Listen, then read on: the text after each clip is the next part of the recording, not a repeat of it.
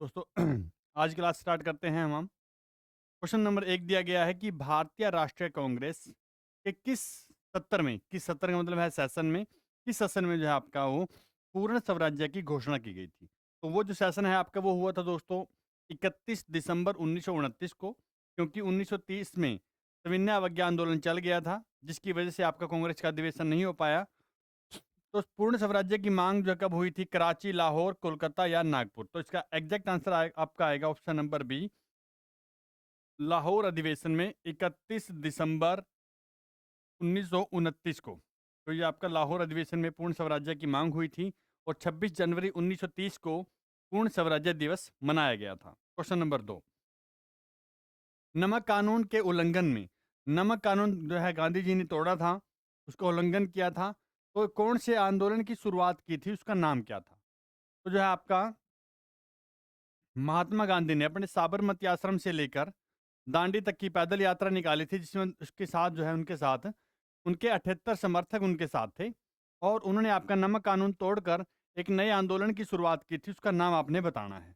उसका नाम है असहयोग आंदोलन, स्वदेशी, सविनय अवज्ञा या इनमें से कोई नहीं। तो नमक कानून तोड़कर जिस आंदोलन की शुरुआत की थी, उसका आंसर है आपका ऑप्शन नंबर सी, सविनय अवज्ञा आंदोलन की। फिर इसी आंदोलन के बाद जो है आपका वो गांधी इरविन का समझौता हुआ था, और जो है गोलमेज सम्मेलन जो है शुरू हुए थे। क्वेश्चन नंबर 3,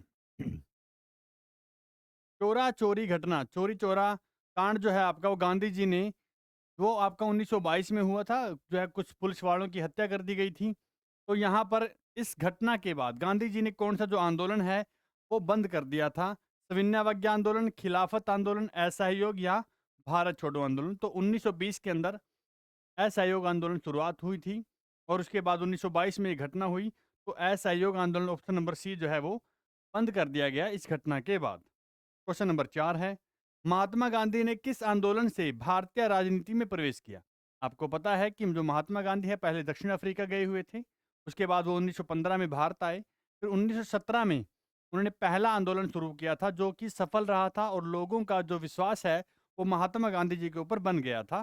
तो पहला जो राजनीतिक प्रवेश उन्होंने किया था 1917 में होने वाले चंपारण सत्याग्रह या चंपारण आंदोलन से उनकी शुरुआत हुई थी। क्वेश्चन नंबर 4 का ऑप्शन नंबर बी, चंपारण सत्याग्रह। क्वेश्चन नंबर 5, संयुक्त राष्ट्र सुरक्षा परिषद के अस्थायी सदस्य की कार्य अवधि कितनी होती है? जिस प्रकार से हमारी यूएनओ है, उसका जो सुरक्षा परिषद 5 स्थायी मेंबर हैं और 10 अस्थायी मेंबर हैं। भारत तो जो है उसका वो अस्थायी मेंबर है। तो जो अस्थायी मेंबर हैं उनका जो कार्यकाल है वो कितने समय तक रहता है?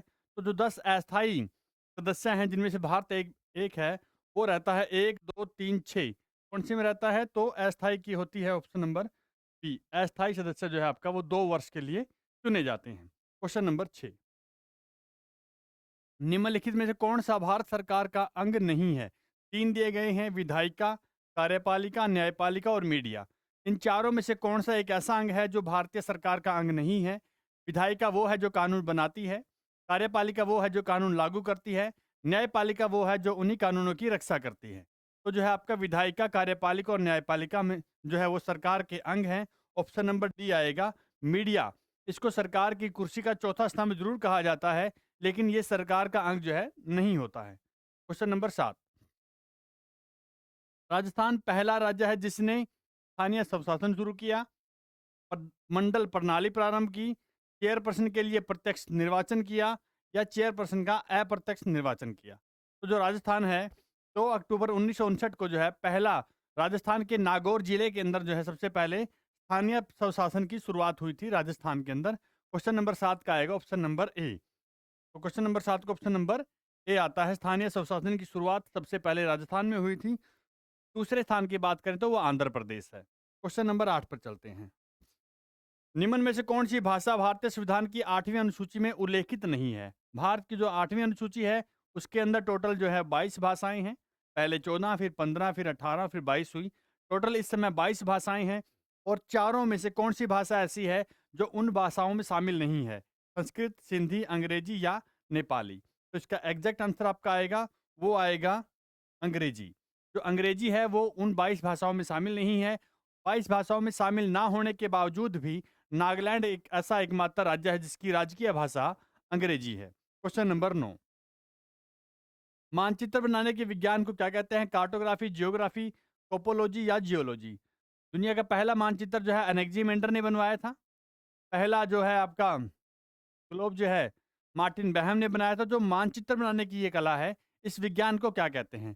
तो उसका आएगा आपका ऑप्शन नंबर ए, कार्टोग्राफी कहा जाता है मानचित्र बनाने के विज्ञान को। क्वेश्चन नंबर 10, अंतरराष्ट्रीय दिनांक रेखा कौन सी है? जो एक ऐसी दिनांक रेखा कौन सी है जिसके अनुसार पूरे विश्व की जो रेखा है, जो पूरे विश्व की जो तिथि है वो डिसाइड की जाती है? तो अंतरराष्ट्रीय दिनांक रेखा कौन सी है ये आपने बतानी है। विषुवत रेखा, जिसको भूमध्य रेखा कहते हैं, इक्वेटर कहा जाता है, 0 डिग्री देशांतर, 90 डिग्री पूर्वी देशांतर या 180 डिग्री देशांतर? एग्जैक्ट आंसर आपका आएगा ऑप्शन नंबर डी, 180 डिग्री देशांतर को जो है आपका अंतरराष्ट्रीय तिथि रेखा या दिनांक रेखा कहा जाता है। क्वेश्चन नंबर 11 है, ओजोन परत कहाँ पर पाई जाती है? सौर मंडल में, आयन मंडल में, समताप मंडल में या बहिर्मंडल में? जो ओजोन परत है आपका वो पाई जाती है समताप मंडल में। पृथ्वी के ऊपर मौजूद वायुमंडलीय परतों की संख्या कितनी है? हमारे ऊपर जो वायुमंडल की परतें हैं, पहले सौर मंडल है, समताप मंडल है, मध्य मंडल है, उसके बाद जो है आपका आयन मंडल है, उसके बाद जो है बहिर्मंडल है। तो जो है आपका पृथ्वी के ऊपर मौजूद वायु जो मंडलीय जो आपका है वो परतें हैं, उनकी संख्या है 5। और सबसे ज्यादा जो घनत्व है आपका वो सौर मंडल का है। सारे मौसमी परिवर्तन जो है वो सौर मंडल में होते हैं। दिन और रात बनते हैं, जो दिन और रात हैं वो किस प्रकार? पृथ्वी की कक्षा की आकृति के कारण, पृथ्वी जिस कक्षा में है जो उसकी आकृति है उसके कारण बनते हैं, या पृथ्वी की जो है परिक्रमण जो सूर्य के चारों तरफ चक्कर लगाती है दिन रात उसकी वजह से बनते हैं, या घूर्णन गति के कारण, या जो है उपरोक्त में से कोई नहीं? तो पृथ्वी जो अपना खुद का जो चक्कर है वो जो है वो 24 घंटे 23 घंटे 56 मिनट 4 सेकंड में पूरा करती है। आंसर आएगा घूर्णन गति के कारण। और उन्हीं 24 घंटों के कारण जो है आपका वो, तो हम हिंदी में परिभ्रमण कहते हैं। तो घूर्णन काल आ जाए या परिभ्रमण काल आ जाए, उसकी वजह से दिन रात बनते हैं। क्वेश्चन नंबर 14 है, कौन सा तत्व जो है सूर्य में सर्वाधिक पाया जाता है? सूर्य में जो है सबसे ज्यादा कौन सा तत्व पाया जाता है? हाइड्रोजन, ऑक्सीजन, आर्गन या क्रिप्टॉन? तो सूर्य के अंदर सबसे ज्यादा पाया जाने वाला जो है आपका वो हाइड्रोजन है, 70.6%। सूर्य का पृष्ठीय तापमान आंका गया है। जो सूर्य का बाहरी तापमान होता है, किरीट का जो तापमान होता है, उसके कोरोना का जो तापमान होता है, तो वो तापमान कितना आंका गया है? तो वो जो लगभग है आपका वो, यहाँ पर सी जो है गलत दे दिया गया है, तो लगभग जो है आपका 6000 डिग्री कैल्विन होता है। ऑप्शन नंबर आएगा ए, 6000 डिग्री। कई बार 5800 दिया गया है, कई जगह 5900 दिया गया है, लगभग जो है आपका 6000 डिग्री कैल्विन होता है। क्वेश्चन नंबर 16 है, पृष्ठ तनाव, सरफेस टेंशन जो है किसके कारण पैदा होता है? अणुओं के बीच आसंजक बल के कारण, ससंजक बल के कारण, गुरुत्व बल के कारण या वैद्युत बल के कारण? तो क्वेश्चन नंबर जो पृष्ठ तनाव है, जो सरफेस टेंशन है आपका, वो अणुओं के बीच ससंजक बल के कारण। ऑप्शन नंबर बी आता है। चावल पकाना कठिन हो जाता है पर्वत के शिखर पर, समुद्र तल पर या खदान के नीचे, या कहीं भी एक जैसा है, सब जगह एक जैसा रहता है? तो आप सभी को पता है कि जो चावल पकाना है वो क्वेश्चन नंबर 17 का आएगा, ऑप्शन नंबर ए, पर्वतों के शिखर के ऊपर, क्योंकि वहां पर जो आपका वायुमंडलीय जो प्रेशर है वो सबसे कम जो है वो माउंट एवरेस्ट पे है, और वहां पर आपका जो है सबसे कम हो जाता है। तो क्वेश्चन नंबर 17 का ऑप्शन नंबर ए आएगा। दूध को मथने पर क्रीम अलग हो जाती है, इसका कारण क्या है? जो हमारा दूध है उसको मथने में, जब आपको पता है कि बीच में जो है आपका केंद्र से बाहर की तरफ बल लगता है, जो दूध मथने वाली मशीन है वो बिल्कुल सेंटर में होती है और वो दूध को चारों तरफ फेंकती रहती है, तो केंद्र से बाहर की तरफ बल लगता है, तो जो आपका आएगा वो सेंट्रीफ्यूगल आएगा। अब केंद्रीय अब केंद्रीय बल आएगा सेंट्रीफ्यूगल। क्वेश्चन नंबर 18 का, बल का एसआई यूनिट क्या है? जो फोर्स है, फोर्स बराबर एम गुणा ए होता है। तो बल का एसआई यूनिट क्या है? आंसर आएगा ऑप्शन नंबर सी, न्यूटन। बल का एसआई मात्रक न्यूटन है। पवन की गति को मापने वाला उपकरण कौन सा है? अल्टीमीटर है, एनीमोमीटर है, क्रोनोमीटर है या डोजीमीटर है? बड़ा आसान क्वेश्चन है। पवन या वेग की गति को मापने वाला जो यंत्र है आपका वो होता है एनीमोमीटर। क्वेश्चन नंबर 20 का आएगा ऑप्शन नंबर बी।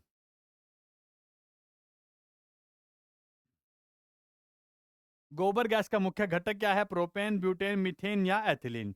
जो बायोगैस होती है, गोबर गैस होती है, उसका मुख्य घटक बताना है। तो गोबर गैस का जो मुख्य घटक है दोस्तों आपका वो है ऑप्शन नंबर सी, मीथेन।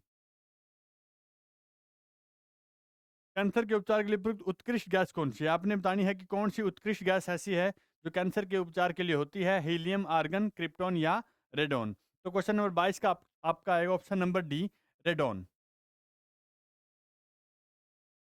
सूर्य की सतह पर हाइड्रोजन के अलावा दूसरा कौन सा तत्व जो है बहुतायत में पाया जाता है? जो सूर्य क्या होता है आपका, उसमें सबसे ज्यादा हाइड्रोजन पाई जाती है, इससे पहले क्वेश्चन में हमने किया। तो हाइड्रोजन के बाद दूसरा तत्व कौन सा है जो पाया जाता है? तो दूसरा आपका दोस्तों है वो हीलियम है। और हाइड्रोजन का हीलियम के अंदर परिवर्तन और उससे पैदा होने वाली जो ऊर्जा है इसको नाभिकीय संलयन कहा जाता है। और सूर्य की ऊर्जा स्रोत जो है आपका वो नाभिकीय संलयन है। तो क्वेश्चन नंबर 24, साबुनीकरण प्रक्रिया के बाद अल्कोहल कौन सा होता है? तो साबुनीकरण जो प्रक्रिया है उसके बाद जो प्राप्त होने वाला जो अल्कोहल है वो कौन सा है? इथाइल है, मिथाइल है, कास्ट पिरिट है या ग्लिसरॉल है? तो क्वेश्चन नंबर 24 का ए बी सी डी में से आएगा ऑप्शन नंबर डी, ग्लिसरॉल जो है आपका वो प्राप्त होता है। जब एक चींटी काटती है, चींटी आ जाए, मधुमक्खी आ जाए, तो किस प्रकार का जो अम्ल है उसका रिसाव होता है? हाइड्रोक्लोरिक, फार्मिक, एसिटिक या फास्फोरिक? तो जो चींटी काटती है उस समय जो है आपका जो रिसाव होता है वो होता है फार्मिक अम्ल, ऑप्शन नंबर बी। कालाजार किसके द्वारा संचालित होता है? आपको पता ही है कि जो कालाजार है आपका वो प्रोटोजोआ के द्वारा फैलने वाला, परजीवी के द्वारा होने वाला रोग है। और ये आपका होता है बालू मक्खी कारण, सिकता मक्खी कारण। क्वेश्चन नंबर 26 का आएगा ऑप्शन नंबर डी। बीसीजी का टीका कितनी उम्र में लगाया जाता है? आपको पता ही है।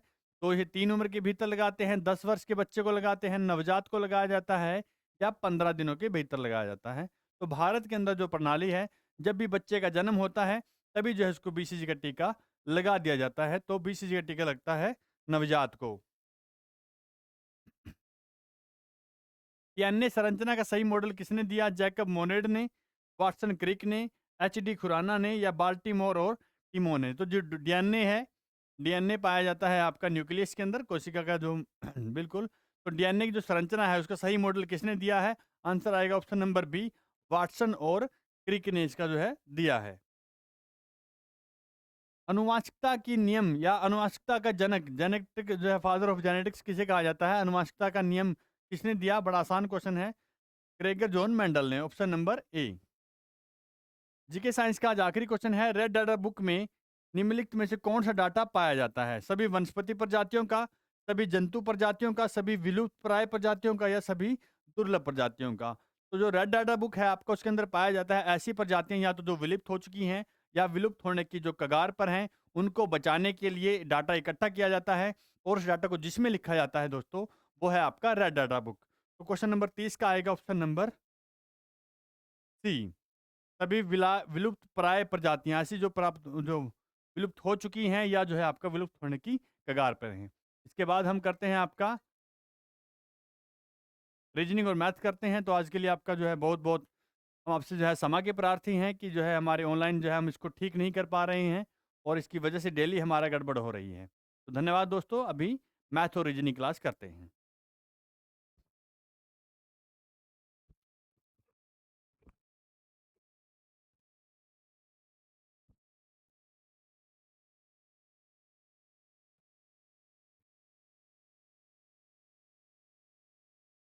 जय हिंद। नमस्कार सभी को। स्वागत आप सबका अपने YouTube चैनल उज्जवल एकेडमी में। तो आज फिर हमें ऑनलाइन में दिक्कत आ रही है, नेटवर्क इशू की वजह से आज हम फिर ऑनलाइन क्लास नहीं ले पाए हैं। इसलिए हम रिकॉर्डेड क्लास आपके लिए डाल रहे हैं सभी बच्चों के लिए, ताकि आपकी क्लास यहाँ पर मिस ना हो, क्योंकि पेपर पास आ गया है तो क्लास बिल्कुल भी मिस नहीं करनी है। तो हम क्लास स्टार्ट करते हैं, ठीक है। क्वेश्चन नंबर 31 पर चलते हैं। 31 पर देखिए क्या है, क्या पूछा गया है। सबसे छोटी अभाज्य संख्या पूछा गया है, प्राइम नंबर। सबसे छोटी अभाज्य संख्या, आपको पता है सबसे छोटी अभाज्य संख्या होती है 2, और वो ऑप्शन नंबर सी है। और आपने कभी भी ऑप्शन नंबर ए पे टिक नहीं करना है। एक है जो आपका, ना तो ये अभाज्य होता है और ना ही ये ना ये भाज्य होता है। अगर हम एक की बात करें, एक ना तो आपकी अभाज्य संख्या होगी ना ये भाज्य संख्या होगी। सबसे छोटी अभाज्य संख्या बोला जाता है 2 को। आपने ऑप्शन का ध्यान रखना है, एक भी आपको मिलेगा, कभी आप एक पर टिक कर दीजिए, ऑप्शन नंबर सी आपका सही जवाब होगा। अब चलते हैं क्वेश्चन नंबर 32 की ओर। क्वेश्चन नंबर 32 की ओर देखिए क्या है। 32 क्या कहता है कि दो संख्याओं का अनुपात कितना है। दो संख्याओं का अनुपात है 4:1 और उनका एलसीएम कितना दिया है। एलसीएम आपको दिया है 40। एलसीएम दिया है 40 और पूछ रहा है कि बड़ी संख्या बताइए उनमें से क्या होगी। तो हमें पता है कि जो एलसीएम होता है उसका फॉर्मूला क्या होता है। एलसीएम होता है एचसीएफ गुणा में पहला अनुपात वाला नंबर गुणा में दूसरा अनुपात वाला नंबर। ये फॉर्मूला आपने ध्यान रखना है। एलसीएम दिया है 40 और एचसीएफ हमें नहीं पता है, एक्स लिख दिया। पहला अनुपात वाला नंबर 4 है और दूसरा अनुपात वाला नंबर 1 है। तो 4 गुणा में करेंगे 4 ही आएगा, 4 पे काट दीजिए 10 आया। तो हमारे पास एचसीएफ आ चुका है 10। एचसीएफ आया 10। जब भी संख्याएं निकालनी होंगी तो क्या करना है, इस एचसीएफ को गुणा कर देना है अनुपात के साथ। तो पहली संख्या बनेगी 40 और दूसरी संख्या बनेगी 10। इसने पूछा था कि बड़ी संख्या बताइए, तो बड़ी संख्या क्या आई है, 40 आई है। बड़ी संख्या क्या हो जाएगी, 40 हो जाएगी। इस चीज का आपने ध्यान रखना है सभी ने, ठीक है। बड़ी संख्या 40 और छोटी संख्या क्या बनेगी, 10 बनेगी। अब नेक्स्ट चलते हैं। नेक्स्ट क्वेश्चन क्या है, तीन संख्याओं का अनुपात।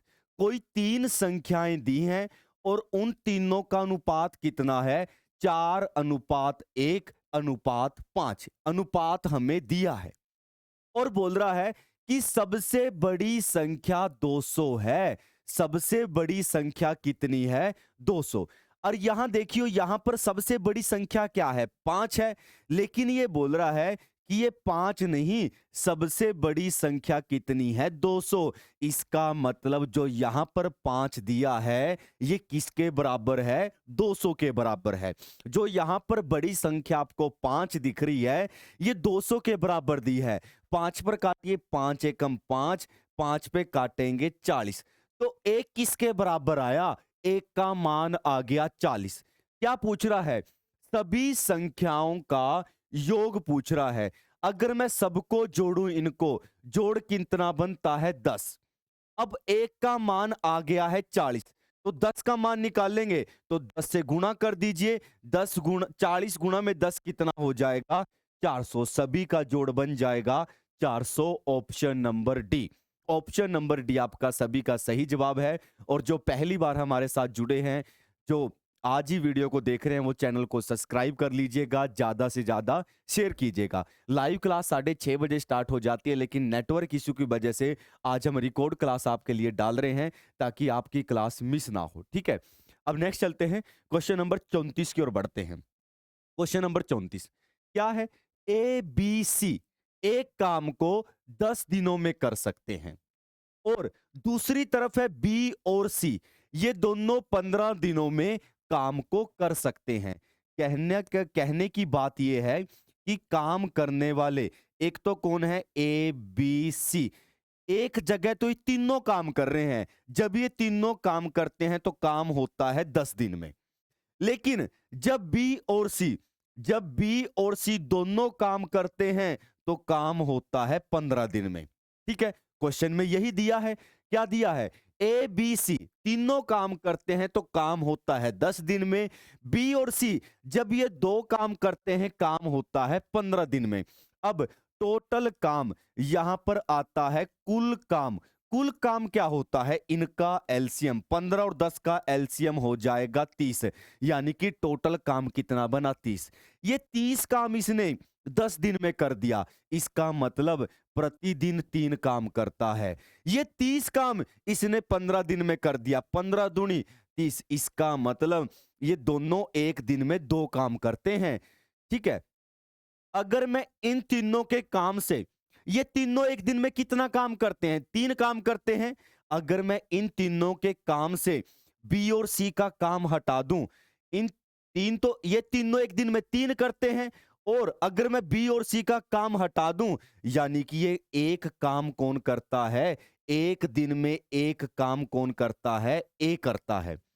तीनों तो तीन काम करते हैं, इसमें से बी और सी का काम हटा दिया, बचा किसका काम, ए का काम। अब ए को सारा काम करना है, ए को पूरा का पूरा काम करना है, 30 काम करना है, और एक दिन में एक ही काम करता है, कितने दिन लगाएगा, 30 दिन लगाएगा। ऑप्शन नहीं है, आंसर इसका क्या आएगा, 30 दिन आएगा। आंसर क्या होगा, 30 दिन आएगा। नेक्स्ट चलते हैं क्वेश्चन नंबर 35 की ओर। क्या दिया है, 3 के प्रथम 5 गुणजों का औसत पूछ रहा है। तो जिसके भी गुणज होंगे वो तो आपने गुणा में लिखना ही लिखना है, ध्यान रखने हैं। अगर 5 के गुणज बोलेगा तो 5 को सेम का सेम लिख देंगे, 8 के गुणज बोलेगा तो 8 को सेम का सेम लिख देंगे। उसके बाद देखना है कितने गुणजों की बात कर रहा है, 5, तो इसमें एक जोड़कर 2 से भाग कर देना है। एक जोड़कर क्या कर देना है, 2 से भाग कर देना है। 2 से काटिए, 2 3 6, और 3 गुणा में 3 कितना हो जाएगा, 9 हो जाएगा। Option number B, option number B आप सभी का जवाब बिल्कुल सही होगा। अगर बोलता कि 7 के गुणज हैं तो 7 लिखते, जितने भी गुणज होते उसमें एक जोड़कर 2 से भाग कर देते। ठीक है, नेक्स्ट चलते हैं क्वेश्चन नंबर 36 की ओर।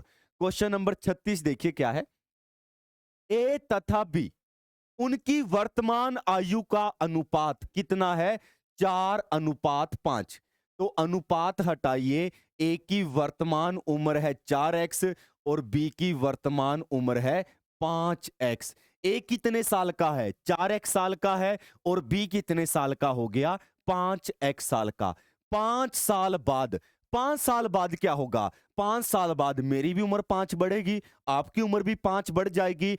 5 साल बाद ए की उम्र क्या है, 4x, 5 साल बाद क्या होगा, इसकी उम्र भी 5 बढ़ जाएगी। और 5 साल बाद क्या होगा, बी की उम्र भी 5 बढ़ जाएगी। और 5 साल बाद इनका अनुपात कितना हो जाएगा, 5:6। अनुपात का मतलब होता है भाग। इनका अनुपात 5 साल बाद ए की उम्र और बी की उम्र का अनुपात कितना हो जाएगा, 5:6 हो जाएगा। यहां पर करनी है क्रॉस मल्टीप्लाई, 6 गुणा में 4 ये हो गया आपका 24x, प्लस में 6 गुणा में 5, 6 पंजे 30 बराबर 5 गुणा में 5 ये हो गया आपका 25x, प्लस में 5 गुणा में 5 कितना हो गया 25। तो 24x को उधर ले जाओ, यहां से जाएगा दूसरी साइड माइनस का हो जाएगा, 25x में से 24x गए, कितना बचा x, 25 इधर आएगा, यहां प्लस का था, इस साइड आकर माइनस को हो जाएगा, क्या बचेगा 5। x का मान आया 5। अब पूछ रहा क्या है, a की वर्तमान आयु, a कितने साल का था, 4x साल का, 4 गुणा में x कितना है 5, यानी कि 20 आपका सही जवाब होगा। ऑप्शन नंबर बी, 20 आपका सही जवाब होगा। अब नेक्स्ट बढ़ते हैं नेक्स्ट क्वेश्चन की ओर, क्वेश्चन नंबर 37। क्वेश्चन नंबर 37 देखिए क्या है, क्या है, वैसे तो ये फॉर्मूला बन रहा है क्या, ए स्केयर ऊपर क्या है, अगर मैं इसको ए मान लूं, ए गुणा में ए क्या हो जाएगा, ए स्केयर। अगर मैं इसको बी मान लूं तो ये हो जाएगा बी स्केयर, और नीचे क्या है, ए माइनस बी। ए स्केयर माइनस बी स्केयर का फॉर्मूला क्या होता है, ए प्लस बी और ए माइनस बी, और नीचे क्या पड़ा है, ए माइनस बी, यानी क्या बचा, ए प्लस बी बचा। यानी कि ए मानना था मैंने 0.03 को, बी मानना था 0.04 को, इनको जोड़ना है, कितना आ जाएगा 0.04, 0.04। अगर आपको फॉर्मूला नहीं पता है, जब भी ऐसा क्वेश्चन आए तो आपने क्या करना है, अगर यहां पर माइनस दिया है तो आपने इनको क्या कर देना है, प्लस कर देना है, और अगर यहां पर प्लस दे तो आपने क्या कर देना है, माइनस कर देना है। इस चीज का ध्यान रखना है। नेक्स्ट चलते हैं क्वेश्चन नंबर 38 की ओर। क्वेश्चन नंबर 38 देखिए क्या है, एक शहर की जनसंख्या 20,000 है, एक शहर की जनसंख्या 20,000 है, ठीक है, शुरू में जनसंख्या थी 20,000, ठीक है, अब पहले साल उसमें 10% की वृद्धि हो जाती है, यानी कि जनसंख्या 10% बढ़ जाती है। जो भी बढ़ेगा, जो भी घटेगा, वो आपने हमेशा 100% में करना है इसको। मान के चलिए मार्कर है ये 100%, अगर मैं इसको काट दूंगा, तोड़ दूंगा, कम रह जाएगा, अगर जोड़ दूंगा 100% से ज्यादा का हो जाएगा। तो कोई भी चीज घटे या बढ़े उसको 100 में करना है, ठीक है। तो ये बोल रहा है जनसंख्या 20,000 थी, 10% की वृद्धि हो गई, यानी कि 100 में जोड़ेंगे कितना हो गया, 110% हो जाएगा, क्योंकि 10% बड़ी है तो इस 20,000 का कितना परसेंट हो गया, 110%। फिर दूसरे साल क्या हुआ, 10% की कमी हुई, यानी कि 10% घट गई, कितनी बची, 90%। जो भी करना है वो 100 में करना है, हमेशा 90% रह जाएगा। 4 जीरो से 4 जीरो काटिए, 11 निन्यानवे निन्यानवे, 99 गुणा में 2 कितना हो जाएगा, 198, और 2 जीरो ये रही, तो कितनी हो जाएगी, 19,800। क्या हो जाएगी, 19,800। काफी तो ये बोल रहे हो कि 10% बड़ी है, 10% घटी है, कोई फर्क नहीं पड़ेगा, 20,000 ही रहेगी। ऐसा नहीं होगा, ऐसा नहीं होगा कभी आप 20,000 लगा दो। ऑप्शन नंबर सी आपका सही जवाब होगा। नेक्स्ट चलते हैं क्वेश्चन नंबर 39 पर। 39 में क्या दिया है, मध्य अनुपाती आपसे पूछा है। जब भी वो मध्य अनुपाती पूछेगा, जो उनसे भी नंबर आपको दिए होंगे उनको गुणा कर देना है। जब भी वो मध्य अनुपाती पूछे, अब की बार 6 और 24 का पूछा है, जिसका भी पूछेगा उसको आपस में गुणा कर देनी है और ऊपर लगा देना है वर्गमूल, ठीक है। 6 गुणा में 24 कितना हो जाएगा, 144, और 144 का वर्गमूल क्या होता है, 12। ऑप्शन नंबर ए, 12 आपका सही जवाब होगा, ऑप्शन नंबर ए। नेक्स्ट बढ़ते हैं क्वेश्चन नंबर 40 पर। क्वेश्चन नंबर 40 पर चलिए, क्या है, 8,000 रुपए की राशि 8% की दर से 3 महीने का साधारण ब्याज। अब साधारण ब्याज तो सभी को पता है, बच्चे बच्चे को पता है। साधारण ब्याज का फॉर्मूला क्या होता है, मूलधन गुणा दर गुणा समय बटे 100। ये सभी को पता है, ये फॉर्मूला होता है साधारण ब्याज का। अब देखिए मूलधन कितना है, कितने रुपए थे, 8,000 रुपए थे, और किस दर से थे, दर क्या थी, 8% की दर थी। समय कितना है, 3 महीने। ध्यान रखना है, समय हमेशा यहां पर सालों में लिखा जाता है। अगर महीने हैं तो उसको 12 से भाग करके क्या बनाना पड़ेगा, साल। अगर 24 महीने हो, 12 से भाग कर दीजिए, 2 साल बन जाएंगे। इसका मतलब महीनों को साल बनाने के लिए 12 से भाग किया जाता है, तो 12 से भाग कर दिया। 100 तो हमेशा आता ही है भाग में, डबल जीरो से डबल जीरो, 4 पे काटिए, 4 दूनी 8, 4 तिये 12, 3 से 3 कटा, बचा क्या, 80 गुणा में 2, 160 रुपए ब्याज आ जाएगा। ऑप्शन नंबर सी, 160 रुपए आपका ब्याज हो जाएगा। नेक्स्ट क्वेश्चन नंबर 41 पर चलते हैं। 41 क्या है, ए एक काम को 10 दिनों में करता है, ए काम को 10 दिनों में करता है, बी उसी काम को 15 दिनों में करता है, और यही क्वेश्चन पेपर में आया था, ठीक है। ए 10 दिन में काम करता है, बी उस काम को 15 दिन में करता है, और ए और बी मिलकर काम शुरू करते हैं, लेकिन पहले दिन ए काम पर आता है, दूसरे दिन बी काम पर आता है, और काम ऐसे ही चलता जाता है। तो पूरा काम कितने दिन में होगा, ये आपका कौन से एग्जाम में था, ये आपका 13 नवंबर को पूछा गया था। पिछले पेपर जो अभी हुआ था उसमें ये पेपर में क्वेश्चन पूछा गया था। तो देखिए यहां तक तो सभी को पता है क्या करना है। ए काम को कितने दिन में कर रहा है, 10 दिन में, बी कितने दिन में कर रहा है, 15 दिन में, टोटल काम बनेगा 30।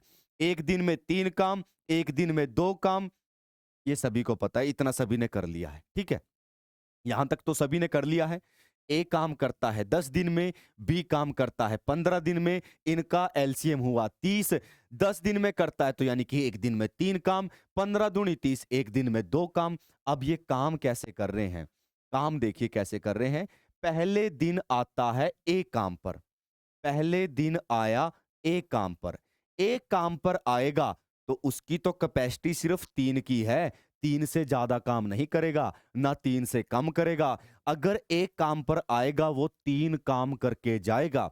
पहले दिन तो ए काम पर आया, दूसरे दिन आया बी, दूसरे दिन बी काम पर आया है, और बी तो 2 ही काम करता है, इससे ज्यादा नहीं करेगा, तो इसने किया 2 काम। फिर से ए काम पर आएगा, 3 काम करेगा, फिर से बी काम पर आएगा, 2 काम करेगा, ऐसे ही चलता जाता है।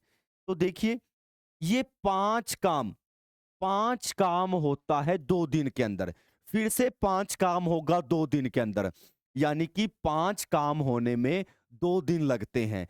काम करना कितना है? 30। तो 5 से भाग कर दीजिए, कितना आया? 6 आया। लेकिन 6 तो तब आता जब 1 दिन का काम 5 होता, लेकिन 2 दिनों का काम 5 था, इसलिए आंसर को भी 2 से गुणा करना पड़ेगा, 12 दिन लगेंगे। आंसर को भी 2 से गुणा करना पड़ेगा, 12 दिन लगेंगे, ठीक है? 5 से भाग किया, 5 1 दिन का काम नहीं है, 5 2 दिन का काम है, इसलिए जो आंसर 6 आया है, इसको 2 से क्या करना पड़ेगा? गुणा करना पड़ेगा। क्वेश्चन नंबर 42 पर चलिए। एक समकोण त्रिभुज का आधार और लंब आपको दिया है, क्षेत्रफल आपसे पूछ रहा है। समकोण त्रिभुज, ऐसी त्रिभुज जिसका एक कोण क्या हो 90 डिग्री, उसको बोलते हैं समकोण त्रिभुज। आधार कितना दिया है? आधार 3 दिया है, लंब दिया है 4, क्षेत्रफल आपसे पूछ रहा है। क्षेत्रफल का फॉर्मूला क्या है? 1/2 गुणा में आधार गुणा में लंब या ऊंचाई बोल दो, ठीक है? देखिए 1/2 का 1/2, आधार कितना है? आधार 3 है, लंब कितना है? 4 है। 2 पे काटिए, 2 दूनी 4, ये आ जाएगा 6 centimetre square. Option number C 6 centimetre square आपका सही जवाब होगा। नेक्स्ट की ओर बढ़ते हैं, क्वेश्चन नंबर 43 पर चलते हैं। 43 क्या है? प्रथम 20 सम संख्याओं का योग। प्रथम 20 सम संख्याओं का योग। सम संख्या का योग निकालने का फॉर्मूला क्या होता है? n into N plus 1/2। ये होता है सम संख्या का योग निकालने का फॉर्मूला, ठीक है? अब कितनी सम संख्या है? 20 है। सॉरी, 2 नहीं आएगा, 2 नहीं आएगा। क्या होता है? n इंटू एन प्लस 1 होता है, n इंटू एन प्लस 1। कितनी संख्या है? 20 संख्या है। गुणा में 20 और 1 21, 20 गुणा में 21, 21 दूनी 42, 420। योग कितना हो जाएगा? 420। देखिए अगर प्राकृतिक संख्या की योग की बात करेगा, उसका फॉर्मूला होता है n इंटू एन प्लस 1/2। ये होता है प्राकृतिक संख्या का योग। और सम संख्या का योग कैसे निकलता है? n into N plus 1। ये होता है सम संख्या का योग। और विषम संख्या का योग होता है n का स्क्वायर। ये चीज आपने ध्यान रखनी है। नेक्स्ट चलिए क्वेश्चन नंबर 44 पर। क्या है? किसी संख्या का 12.5% 80 है, तो वो संख्या बताइए क्या होगी। अब हमें नहीं पता कि वो संख्या क्या है, तो मैंने मान लिया वो संख्या x है, और जहां पर भी आपको एक का लिखा हुआ मिल जाए, इसका मतलब होता है गुणा। 12.5 पॉइंट हटाएंगे, भाग में आ जाएगा 10, और जब परसेंट हटाते हैं, इसका नाम भी इसके नाम का भी डिवाइड में आ जाएगा 100। किसी संख्या का, कोई संख्या थी, हमने मान लिया x है, उस संख्या का 12.5% क्या है? 80 है। 25 पे काटिए, 25 पंजे 125, 25 चौके 100, और कुछ कटता है? 5 पर काटिए, 5 पे काटेंगे आ जाएगा 16। ये कितना है? 40। तो ये हो जाएगा 16 गुणा में 40, 16 चौके 64, यानी कि वो संख्या क्या थी? 640 थी। Option number A. वो संख्या क्या थी? 640 थी। ऑप्शन नंबर ए आपका सही जवाब होगा। अब नेक्स्ट की ओर बढ़ते हैं, क्वेश्चन नंबर 45 पर। बहुत आसान क्वेश्चन है।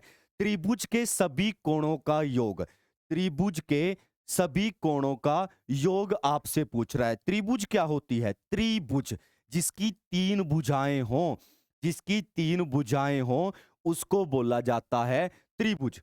हमेशा त्रिभुज के जो 3 कोण होंगे, पहला कोण ये होता है, दूसरा ये रहा, तीसरा ये रहा, सभी कोण, तीनों के 3 कोण, तीनों कोणों का जोड़ क्या होता है? 180 डिग्री। चाहे वो कैसी भी त्रिभुज हो, विषमबाहु या स्केलन ट्रायंगल हो, समद्विबाहु आइसोसेलेस ट्रायंगल हो, और समबाहु इक्विलेटरल ट्रायंगल हो, समकोण हो, कैसी भी त्रिभुज हो, हमेशा जोड़ क्या होगा? 180 डिग्री होगा। Option number A. Question number 46 पर चलते हैं। यदि x तथा y भाई हैं, क्या बोल रहा है? x तथा y भाई हैं, ये रहा x, भाई भाई एक ही साइड एक ही लाइन में आते हैं, ये रहा y। भाई हैं दोनों, तो दोनों के ऊपर ये बॉक्स बना दिया, क्योंकि लड़का है तो उसके ऊपर हम ये बॉक्स बनाते हैं, लड़की है तो सर्कल बनाएंगे, ठीक है। x और y दोनों भाई हैं और भाई भाई एक ही लाइन में आते हैं, तो दोनों के एक लाइन में लिखा, लड़के हैं तो ऊपर बॉक्स बना दिया। x की बहन कौन है? z। अगर बहन z है तो भाई बहन एक ही लाइन में आएंगे, बहन है तो इसके ऊपर हमने बना दिया सर्कल, ठीक है। उसके बाद q का भाई p है, अभी तक q भी नहीं है, अभी तक p भी नहीं है, नहीं जोड़ सकते, आगे बढ़ते हैं। y की बेटी q है, y की बेटी ये रहा y की बेटी इसके नीचे बनेगी, q है बेटी है तो सर्कल बना देंगे, ठीक है। उसके बाद Q का भाई P है, अब जोड़ सकते हैं, इस Q का भाई कौन है? P। भाई है तो ऊपर बना देंगे बॉक्स। अब पूछ क्या रहा है? P का चाचा कौन है? इन दोनों का पिता कौन होगा? Y। इन दोनों का पिता Y है और इसके पिता का भाई X कौन बन जाएगा? चाचा बन जाएगा, option number B. Option number B आपका सही जवाब होगा। नेक्स्ट चलते हैं क्वेश्चन नंबर 47 की ओर। क्या बोल रहा है? यदि संडे के लिए सांकेतिक भाषा में ये लिखा जाता है तो क्रिएशन के लिए क्या लिखा जाएगा? देखिए भाई, सभी ध्यान से देखिए क्या ऑप्शन आएगा। संडे के लिए, संडे को वो ये करके लिख रहा है, संडे को लिखा ये, उसी प्रकार क्रिएशन को क्या लिखा जाएगा? क्रिएशन को क्या लिखा जाएगा?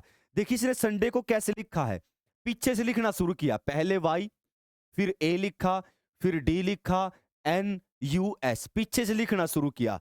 तो हम भी पीछे से लिखते हैं, पहले आएगा एन, पहले आएगा एन, एन एक में ही है, ऑप्शन नंबर सी आपका सही जवाब होगा, ऑप्शन नंबर सी।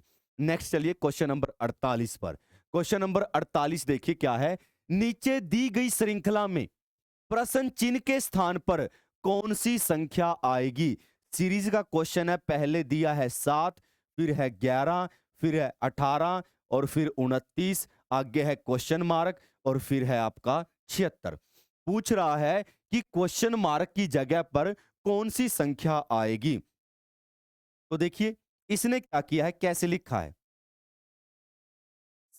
इस 11 में पिछला नंबर जोड़ा है, 11 और 7 18 बना। इस 18 में पिछला नंबर जोड़ा, 18 और 11 क्या बने हैं? 29 बने हैं। ऐसे ही 29 में पिछला नंबर जोड़ेंगे, 9 और 8 17, बचा 1, 2 और 1 3 और 1 4, कितना आ जाएगा? 47 आ जाएगा, ऑप्शन नंबर बी। 11 में पिछला नंबर जोड़ा, 18 बना। 18 में पिछला नंबर जोड़ेंगे, 29 बना। 29 में पिछला नंबर जोड़ेंगे, क्या बनेगा? 47 बनेगा, ऑप्शन नंबर बी आपका सही जवाब होगा। नेक्स्ट चलते हैं क्वेश्चन नंबर 29 पर, क्वेश्चन नंबर 49 पर। क्वेश्चन नंबर 49 क्या है? विरोधी को, विरोधी को शत्रु लिखा है तो विपत्ति को क्या लिखा जाएगा? विरोधी को और क्या बोला जाता है? शत्रु बोला जाता है। विरोधी कौन होगा? आपका शत्रु होगा। तो ऐसे ही विपत्ति को क्या बोला जाएगा? प्रेम, कठिनाई, मित्र, गतिशील। विपत्ति को कठिनाई बोला जाता है, कठिनाई, ठीक है। विपत्ति को क्या बोलेंगे? कठिनाई बोलेंगे। क्वेश्चन नंबर 50 पर चलते हैं, और उससे पहले सभी बच्चे जो आज पहली बार जुड़े हैं वो सब्सक्राइब कर लीजिएगा। वीडियो को ज्यादा से ज्यादा आप सभी ने शेयर करना है। और 6:30 बजे लाइव क्लास स्टार्ट हो जाती है। नेटवर्क प्रॉब्लम की वजह से बहुत दिक्कत आ रही है, जल्दी आपसे लाइव क्लास में भी मिलेंगे। क्वेश्चन नंबर 51 पर चलते हैं। कोडिंग डिकोडिंग का क्वेश्चन है। तो जब भी ऐसा क्वेश्चन आए कोडिंग डिकोडिंग का, डायरेक्ट हमें नहीं पता चलता क्या हो रहा है। सबसे पहले आपने उनकी नंबरिंग लिखनी है कि कौन कौन से नंबर पर आता है। ये आता है 3 नंबर पर, 5 पर, 9 पर, 13 पर, 4 नंबर, 7, 12 और ये 17। ये आता है 6 पर, 7 पर, 9 पर, 15 पर। तो देखिए 3 से 4 बना, प्लस 1 हुआ, प्लस 1। 5 से 7 हुआ, प्लस 2 हुआ। 9 से 12, 9 से 12 क्या हुआ? प्लस 3। फिर 13 से 17 प्लस 4। यानी कि क्या कर रहा है? पहले प्लस 1 जोड़ा, फिर प्लस 2, प्लस 3, प्लस 4। तो अभी 1 जोड़ेंगे, 6 और 1 7। 7 पर क्या होगा? जी, सभी में जी है। फिर 2 जोड़ेंगे, 7 और 2 9। 9 पर क्या होता है? आई, जी आई, जी आई, इसमें नहीं, इसमें नहीं, इसमें नहीं, option number C. Option number C आपका सही जवाब होगा। तो आज का प्रैक्टिस सेट हमारा यहीं तक था। बाकी किसी को कोई डाउट हो, कोई समस्या हो, आप कमेंट सेक्शन में कमेंट करके बता सकते हैं। कोई भी एग्ज़ाम से रिलेटेड कोई बात हो या आपके प्रैक्टिस सेट से रिलेटेड, तो कमेंट करके ज़रूर बता दीजिएगा। अगर क्लास आपको अच्छी लगी हो, तो इसको ज़्यादा से ज़्यादा शेयर करना है, सब्सक्राइब करना है कर लेना है और लाइक कर दीजिए। सभी को जय हिंद, नमस्कार, मिलते हैं नेक्स्ट क्लास में। जय हिंद।